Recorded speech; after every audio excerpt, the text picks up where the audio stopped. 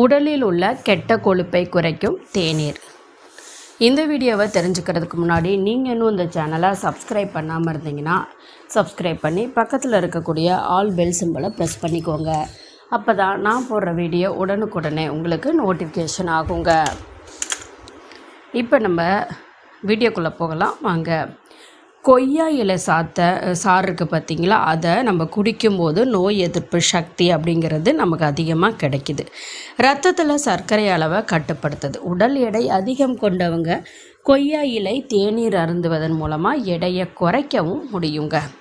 இதை எப்படி செய்கிறது அப்படின்னு பார்க்கலாங்க. இதுக்கு தேவையான பொருட்கள்: கொய்யா இலை 5, டீ தூள் அரை டீஸ்பூனு, தண்ணீர் 2 கப்பு, ஏலக்காய் 2, நாட்டு சர்க்கரை இல்லைன்னா கருப்பட்டி தேவையான அளவு. இது எப்படி செய்கிறது அப்படின்னு தெரிஞ்சுக்கலாங்க. ஒரு பாத்திரத்தில் 2 கப் தண்ணீர் எடுத்துக்கோங்க. அதை நல்லா கொதிக்க விடுங்க.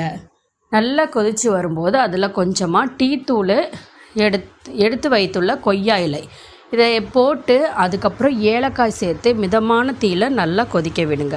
நல்லா கொதித்து இலையோட சாறு இறங்கியதுமே நாட்டு சர்க்கரை இல்லைன்னா கருப்பட்டி ஏதாவது ஒன்று சேர்த்து கலந்து வடிகட்டி குடிங்க.